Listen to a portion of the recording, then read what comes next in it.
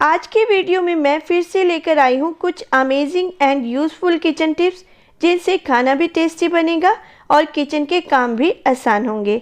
Hello everyone, मैं हूँ अंजना। तो शुरू करते हैं आज की वीडियो को। मेरी जो फर्स्ट किचन टिप है वो पापड़ को लेकर है। नॉर्मली हम पापड़ को कुछ इस प्रकार से सेकते हैं। जब हम इस प्रकार से पापड़ को सेकते हैं तो कहीं से ये ज़्यादा सिक जाता है और कहीं से ये कच्चा रह जाता है, यानी ये सब तरफ से एक बराबर नहीं सिकता और इसके साथ साथ ये उतना क्रिस्पी भी नहीं बनता। तो आज मैं पापड़ को सेकने का एक ऐसा तरीका बताऊंगी जिससे पापड़ एक बराबर भी सिकेगा और क्रिस्पी भी सिकेगा।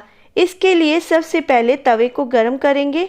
जब तवा अच्छे से गर्म हो जाए तो इस पर पापड़ को डाल देंगे और इस तवे पर हम पापड़ को कुछ इस प्रकार से कपड़े से दबाते हुए सेक लेंगे। एक तरफ सिकने के बाद इसे पलटेंगे और पलटने के बाद फिर से इसी प्रकार से दूसरी तरफ भी सेक लेंगे। जिस प्रकार हम रोटी सेकते हैं ना, सेम उसी प्रकार से हमने इस पापड़ को सेक लेना है। जब हम पापड़ को इस प्रकार से सेकते हैं तो पापड़ क्रिस्पी भी सिकता है और इसके साथ साथ सब ओर से ये एक बराबर सिकता है। इस टिप को एक बार ट्राई करना और उसके बाद मुझे कमेंट करना। तो यहाँ पर मैंने दोनों ही तरीक़ों से पापड़ को सेक लिया है। तो ये देखिए, ये पापड़ हमने तवे पर सेका है तो ये देखिए सब तरफ से ये एक बराबर सिका है, और जबकि दूसरा पापड़ कहीं से जल चुका है और कहीं से ये कच्चा है और ये इतना क्रिस्पी भी नहीं है, जबकि दूसरा पापड़ एकदम क्रिस्पी है। और इसके साथ साथ तवे पर सेका हुआ पापड़ ज़्यादा टेस्टी भी होता है। तो इस प्रकार से जब भी पापड़ को सेके तो तवे पर सेका हुआ पापड़ ज़्यादा टेस्टी होता है। नेक्स्ट जो मेरी किचन टिप है वो गाजर को लेकर है।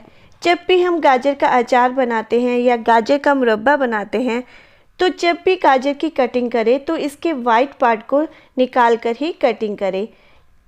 अचार या मुरब्बे में इसके वाइट पार्ट को ना लें, क्योंकि गाजर का जो वाइट पार्ट होता है वो टेस्ट में बिल्कुल भी अच्छा नहीं होता। तो जब भी गाजर का अचार या मुरब्बा बनाएं तो हमेशा इसके वाइट पार्ट को निकाल कर ही बनाएं। वाइट पार्ट को निकालने से गाजर की जो भी रेसिपी बनाएंगे वो टेस्टी और यम्मी बनेगी। नेक्स्ट जो मेरी किचन टिप है वो फिर से पापड़ को लेकर है। बहुत से लोगों को फ्राई किया हुआ पापड़ अच्छा लगता है, लेकिन जब भी हम पापड़ को फ्राई करते हैं तो इसे डीप फ्राई करना पड़ता है। इसकी वजह से पापड़ बहुत ज़्यादा ऑयल अब्जर्व कर लेता है और ये हेल्थ के लिए बिल्कुल भी अच्छा नहीं होता। लेकिन आज मैं एक ऐसा तरीका बताऊंगी जिसमें हम पापड़ को ना के बराबर ऑयल में फ्राई करेंगे। इसके लिए सबसे पहले हम थोड़ा सा ऑयल लेंगे और एक लेंगे हम ब्रश। ब्रश पर हम थोड़ा सा ऑयल लगाएंगे, बिल्कुल थोड़ा सा ऑयल लगाना है। इस ऑयल को पूरे पापड़ पर फैला देना है, दोनों तरफ ही इस पापड़ पर ऑयल लगाना है। तो यहाँ पर मैंने 2 पापड़ लिए हैं, दोनों ही पापड़ पर मैं दोनों तरफ ऑयल लगा लूँगी। तो इस प्रकार से पूरे पापड़ पर मैंने ऑयल स्प्रेड कर दिया है, वो भी बिल्कुल थोड़ा सा। यहाँ पर मैंने 2 पापड़ लिए हैं, दोनों ही पापड़ पर मैंने ऑयल लगा लिया है। अब हमने करना क्या है, इन दोनों पापड़ को माइक्रोवेव करेंगे। 30 सेकंड का टाइम लगाएंगे।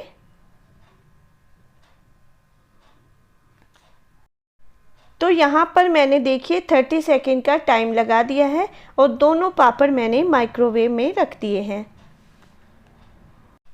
यहाँ पर देखिए 30 सेकंड कंप्लीट हो चुके हैं। पापड़ मैं बाहर निकाल लूँगी। तो अब ये जो पापड़ हमारे पास हैं, इनका जो टेस्ट होगा बिल्कुल फ्राई किए हुए पापड़ के जैसा होगा। बहुत कम ऑयल में हमने इन पापड़ को फ्राई कर लिया। इस प्रकार से बने हुए पापड़ कम ऑयल में बहुत ही क्रिस्पी बनते हैं। टिप अच्छी लगे तो वीडियो को लाइक ज़रूर करें। कई बार किचन में काम करते हुए हमें फ़ोन चाहिए होता है, लेकिन जब हम फ़ोन को इस प्रकार से रखते हैं तो ये फ़ोन स्लिप होता है, क्योंकि जो किचन प्लेटफॉर्म होता है वो ग्लोसी होता है और काफ़ी स्मूथ होता है। वैसे तो यहाँ पर हम ट्राइपॉड का भी यूज़ कर सकते हैं, लेकिन कई बार ट्राइपॉड भी ना हो तो इस प्रकार से एक रबर बैंड लेंगे और रबर बैंड पर इस प्रकार से जब हम फ़ोन रखेंगे तो ये बिल्कुल भी स्लिप नहीं होगा। तो एक छोटे से रबर बैंड से हम इस प्रॉब्लम को सॉल्व कर सकते हैं। जब भी हम कोई ऐसी रेसिपी बनाते हैं जिसमें हमें क्रीम चाहिए होती है और मार्केट से जब हम क्रीम लेकर आते हैं तो क्रीम तो हमें बिल्कुल थोड़ी सी चाहिए होती है, लेकिन जो पैकेट होता है वो बहुत बड़ा पैकेट होता है। थोड़ी सी क्रीम यूज़ करने के बाद वो पैकेट ऐसे ही पड़ा रहता है और बाद में वो क्रीम पड़े पड़े ही ख़राब हो जाती है। तो उस थोड़ी सी क्रीम को हम घर में भी बना सकते हैं। तो यहाँ पर ये फ्रेश दूध है, तो इस फ्रेश दूध को 7 से 8 घंटे तक हमें फ्रिज में रखना है। 7 से 8 घंटे के बाद मैंने फ्रिज से दूध को बाहर निकाल लिया है।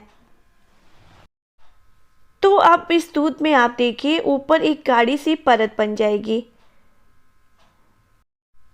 तो इसे स्पून की हेल्प से हम एक बाउल में निकाल लेंगे। ये जो गाढ़ी सी परत बनी है एक्चुअली ये क्रीम की परत है। जिस दिन हमें क्रीम वाली रेसिपी बनानी हो तो एक दिन पहले हम ये काम कर सकते हैं।